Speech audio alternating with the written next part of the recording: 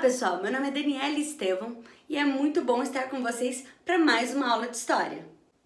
Hoje nós vamos dar sequência ao conteúdo populismo na América Latina, mais especificamente aqui no Brasil.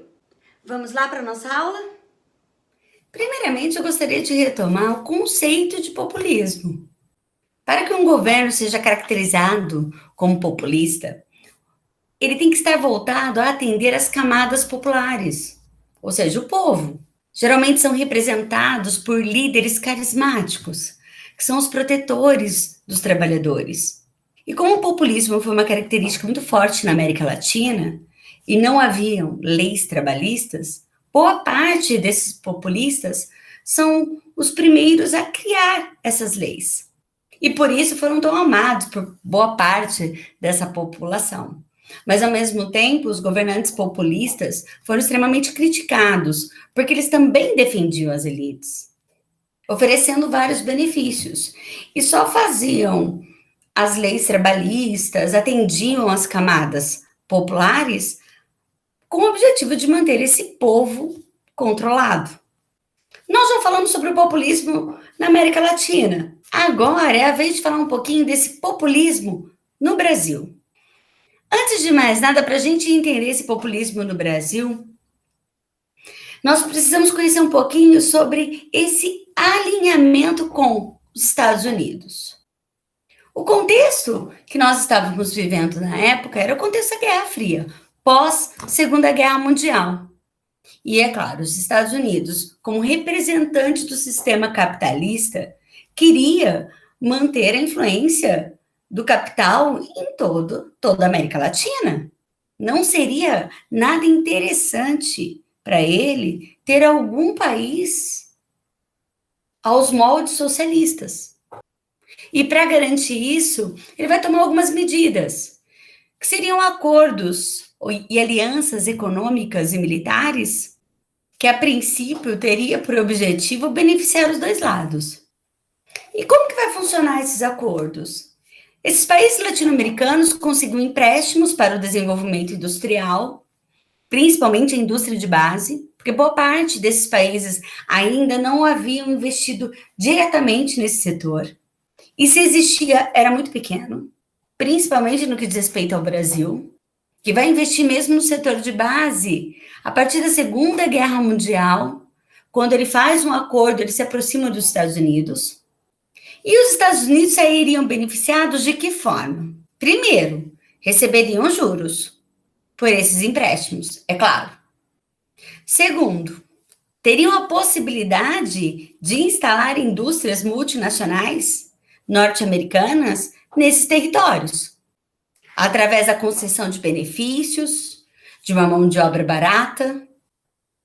E o principal de todos eles, que é aumentar a zona de influência do capitalismo. Fazendo esses acordos, ele estaria impedindo que os países latino-americanos, que estavam passando por alguns problemas econômicos, crises econômicas e sociais, pudessem adotar o sistema socialista. Nesse momento, tanto na América Latina quanto no Brasil, vão existir algumas correntes ideológicas. A primeira é o liberalismo, que é uma corrente que foi criada no século XVIII a partir do movimento iluminista, que tem por princípio a não intervenção do Estado na economia, ou a mínima intervenção possível. Porque no liberalismo eles acreditam que a economia deve ser regulada, ou seja, ela deve andar de acordo com o mercado mundial, com as necessidades desse mercado. É claro que essa prática liberal vai favorecer os Estados Unidos, que são os grandes defensores do liberalismo. Além do que, nessa prática econômica, os investimentos externos são muito bem-vindos. E no caso da América Latina e do Brasil, esses investimentos viriam dos Estados Unidos. Essa forma de pensar foi muito defendida por Eurico Gaspar Dutra, que vai ser o próximo presidente do Brasil, logo após a renúncia de Getúlio Vargas em 1945. Essa imagem mostra bem os dois presidentes, o Eurico Gaspar Dutra e o presidente estadunidense Truman. Uma outra corrente ideológica é o desenvolvimento nacionalista.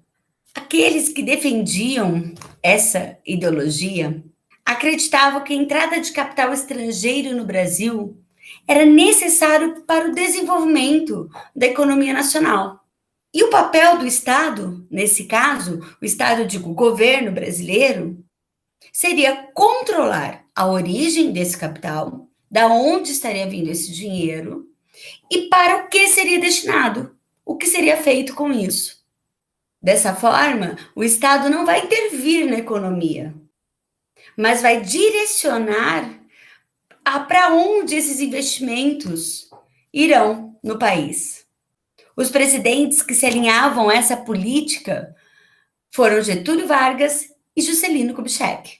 Depois do governo Dutra, Getúlio Vargas vai retornar à presidência, ficando por apenas 4 anos, e o seu sucessor vai ser Juscelino Kubitschek. E a última corrente ideológica é o nacionalismo radical. Nessa forma de pensar, eles acreditavam que a aliança com os Estados Unidos era prejudicial ao desenvolvimento brasileiro, pois o governo estadunidense só tinha por objetivo manter o Brasil como fornecedor de produtos primários e baratos, e comprador, importador de produtos industrializados caros, lembrando ao período colonial do Brasil. Eles defendiam que o desenvolvimento para a nação seria a partir do rompimento com essa dependência externa e um investimento direto na indústria, sem interferência dos países capitalistas ricos. Como essa linha de pensamento era bem mais radical e não agradava ao governo estadunidense, os presidentes que adotaram esse tipo de pensamento, que foi Jânio Quadros e João Goulart, foram considerados comunistas. Uma outra característica extremamente forte desse período populista no Brasil foi a modernização e a urbanização do território. É claro que isso não aconteceu em todo o território brasileiro, afinal de contas, o Brasil é muito grande. Isso acabou se concentrando na região de São Paulo. Foi ali que vai começar a surgir grande parte das novas indústrias, mas acabou gerando consequências para a região. Primeiro, um aumento populacional, pois muitas famílias que viviam na zona rural ou em regiões onde havia poucas oportunidades, principalmente Nordeste e Norte do Brasil, começam a vir para São Paulo buscando emprego e serviços públicos que eram oferecidos nessas cidades e que não eram ofertados aonde eles moravam, como, por exemplo, escolas, hospitais, transportes. No entanto, essa intensa migração e a falta de políticas públicas eficientes, pois começa a chegar muita gente e São Paulo não estava preparado e não adotou medidas urgentes para resolver isso, milhares de pessoas foram morar em lugares extremamente precários e em bairros bem afastados do centro da cidade de São Paulo. Além disso, esses lugares geralmente não possuíam água, luz, transporte, serviço de saúde e educação. Ou, se existisse, era extremamente ruim, precário. E como a gente sabe, se há ausência de sistema de esgoto e de água tratada, o aumento do número de doenças é muito grande. E, infelizmente, os índices de mortalidade da população, principalmente a infantil, também aumenta demais nesse período. Além disso, por curiosidade, dá para a gente entender por que a cidade de São Paulo cresce tanto e acaba se tornando uma das maiores e mais populosas cidades da América. Existem poucas imagens do período da década de 50, quando mostra o processo de urbanização e crescimento da cidade de São Paulo. Afinal de contas, era uma característica populista mostrar só o que era de bom, a parte produtiva, mas essa é uma foto atual e a gente pode perceber que esses problemas ainda persistem, infelizmente. Alguns setores foram beneficiados com essa modernização e essa urbanização. Um exemplo disso é a classe média. Para esse grupo, houve um aumento da expansão do consumo. E aqueles que tinham melhores condições financeiras ainda poderiam adquirir produtos modernos como geladeira, aspirador de pó, batedeira, fogão a gás. E depois da década de 1950, a televisão. Nessa imagem a gente pode ver a família testando o aparelho de televisão em 1954. A grande novidade no Brasil. Uma outra mudança também foi o automóvel, que passou a ser adquirido com maior frequência. Primeiro conseguiam esses automóveis com as importações. Depois começou a ocorrer a instalação de montadoras no Brasil. Junto com essas fábricas automotivas, vão surgir também pequenas indústrias metalmecânicas, que são fábricas com o objetivo de fornecer peças para essas grandes montadoras de veículos. O polo industrial metalmecânico no Brasil vai ser São Bernardo do Campo e São Paulo.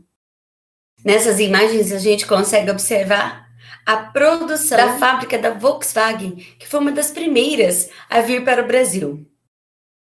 Nessa, a gente consegue visualizar a linha de montagem do Fusca.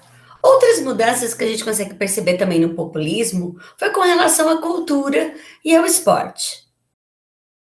Nesse período, houve uma intensa produção artística e o fortalecimento do esporte no Brasil. No que diz respeito à música brasileira, algumas invenções da indústria fonográfica, como o disco de vinil e o toca-discos portátil, como a gente consegue observar na imagem, faz com que o consumo musical se torne mais barato e, assim, acessível.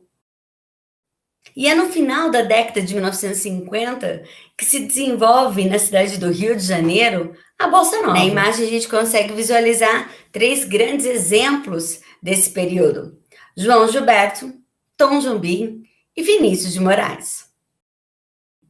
No campo dos esportes, o Brasil também viveu um período de destaque em vários setores. No futebol, depois da derrota brasileira em pleno Maracanã em 1950, veio a primeira conquista do título mundial em 1958 na Suécia.